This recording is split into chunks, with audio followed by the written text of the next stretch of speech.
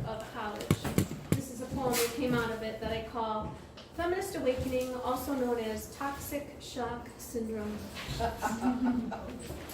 Butterflies and tampons, both part of being a girl. Perfume sticks and roll-ons will make you daddy's pearl. I'm sick to death of tampons, their funny little strings. Butterflies are not so cute once you clip their wings. I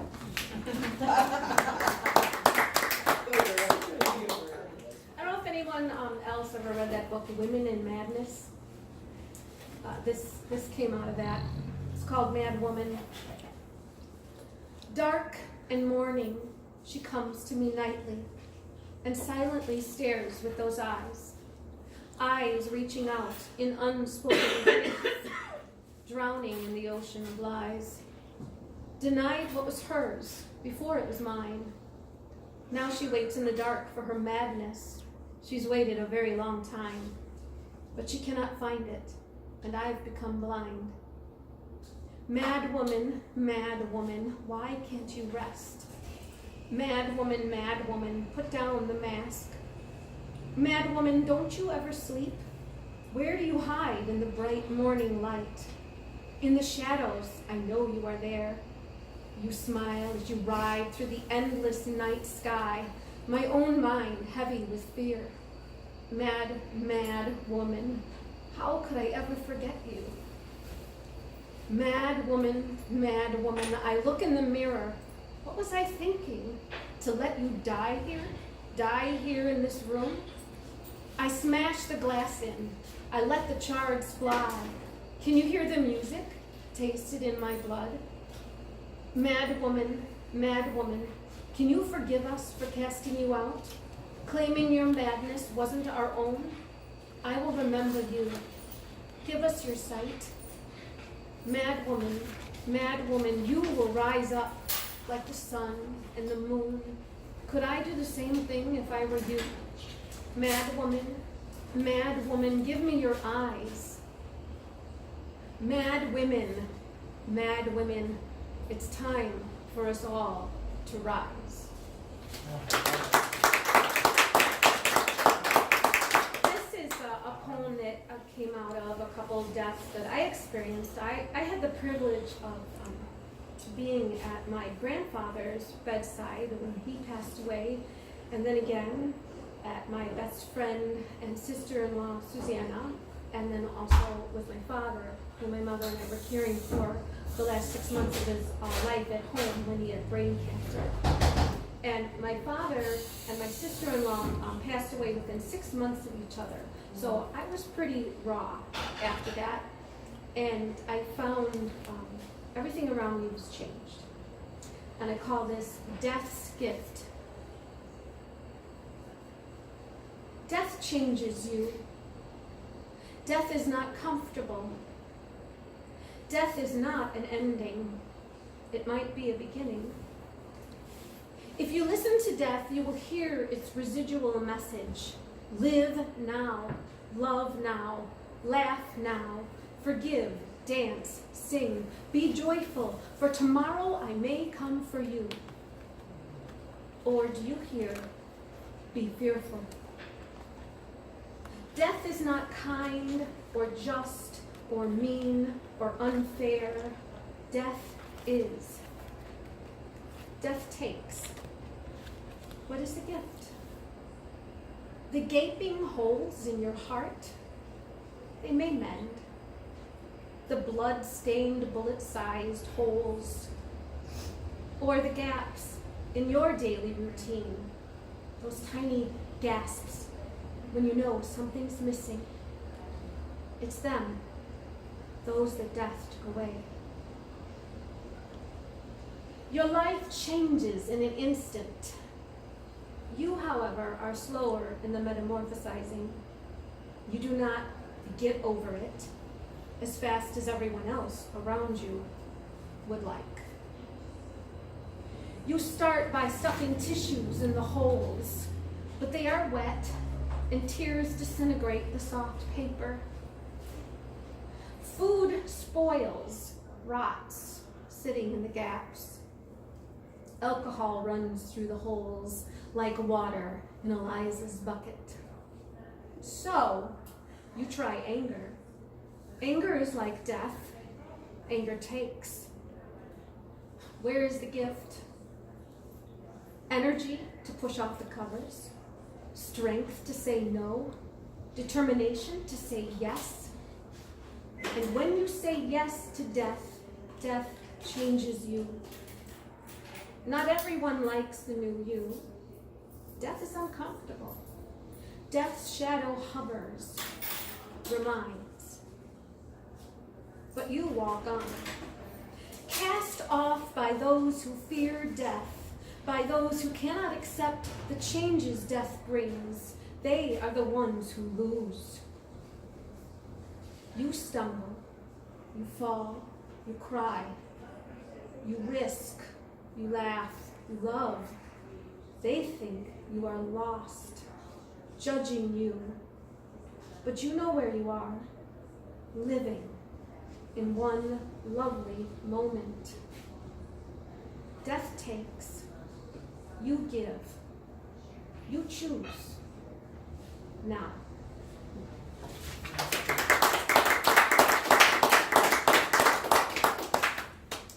We know that many rapes are never reported. And I believe this is sometimes because the victim still has feelings for the perpetrator.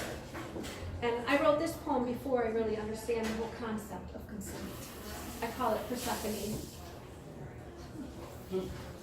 Because I feel a little bit like Persephone. Because you were more like Eros and not Hades. Because you smoked all my cigarettes, because you drank all my beer and never said thank you. Because I showed you my favorite forest, enchanted in green, because you loved it too. You had never seen it, though you had passed it many times by car. Because I have slept with you naked, your chest hair braiding with my own rough brown strands. Because you caressed and listened to me first, gently urging me on, and then, in my own bed, pinned me down and planted your flag as if you had any claim at all on my land. I feel a little bit like Persephone, confused, loved a little, and more than a little used.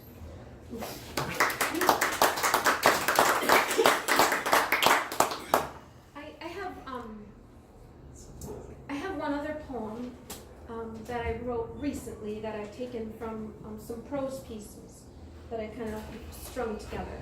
And I'm calling it Another Time, Another Place. Hello, friends. May I call you friends? Where do I begin to tell you the story of my soul wanderings? I wonder. You say, some say, it's best to start at the beginning, yet I am not sure even I could trace where my nomadic life began. When? This is a long line of experiences which, for want of a better word, we call time. I wonder.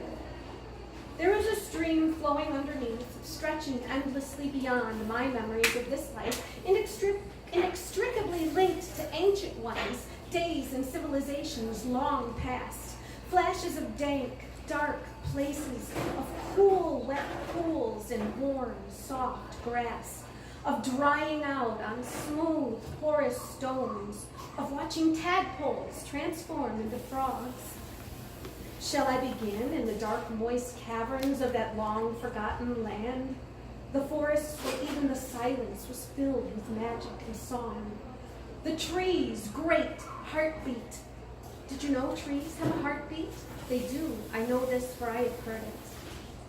The tree's great heartbeat is not the only sound I heard as I walked barefoot on the paths my feet had trod, my strong arms had cleared, carrying my small knife for collecting roots, a bag for berries, and nuts in a pouch around my wrist. The other knife, the one I used to cut larger things, in a hilt around my thigh. You must always carry your knife in the forest. The herbs I grew and curated, the animals I tended and healed, who spoke to me of magic only they could understand. They were my companions. The fish taught me how to use herbs to transform myself. change my legs to a tail, as easily as you pull on a pair of comfortable pants. The water, she was my lover, even as the earth was my mother and the moon was my sister. The stories the wolves told were different than the creatures of the water. The same was true of the creatures of air. Their stories were different, their magics unique to their element. One day, I flew in the air, over sunlit meadows, my eagle eyes scanning for lunch.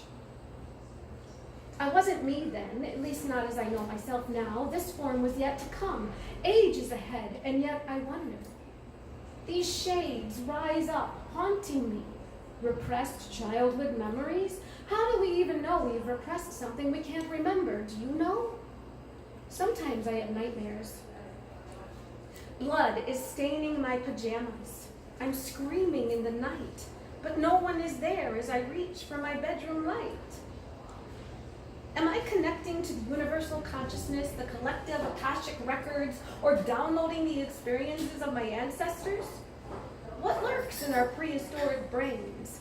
Dinosaurs with feathers that fly, maybe even breathe an acid like fire? Atlantean spaceships taking off as our home sinks into the ocean. What might we be able to learn if we could see what our long-ago ancestors saw? Are these unbidden tales, idle imaginings, or psychic flashes of another life, a past forgotten in this incarnation of the flesh? Another time, another place I loved and lost. We rode away on our horses, but theirs were faster.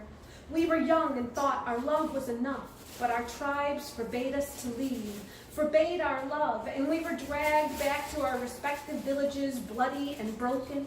Another time, another place, I was burned at the stake. Sticks and stones broke my bones. Words lit fires that burnt me. Fancies of an active imagination, a snippet from a long-forgotten book or television show, something my mind decided to chew on later. Dreams are deceitful sometimes. One night, I dreamt I was a freedom fighter, dark-haired and slender, a body meant for stealth. Evacuating families from soldiers, their guns, and certain death. The me I am now was observing this kick-ass version of myself. The me I wasn't. A me present me would be too terrified to be, or maybe not, I wonder. As I creep around a wooden fence, dressed in black, amazing me motions for the family to follow brave me to the waiting truck, escape so close. But the soldiers are there before I can get them out.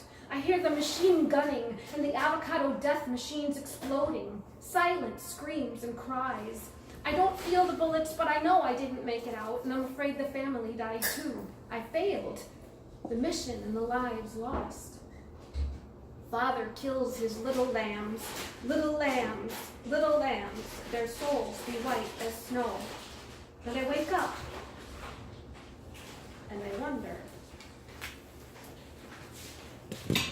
Years later, I read about the female soldadas, the ones who fought for their people's freedom, and I wonder, shall we ever know the depth of our unconscious thoughts and dreams?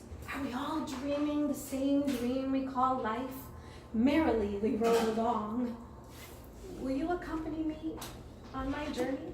We can pack provisions and talk on our way as we wait and see and remember and dream.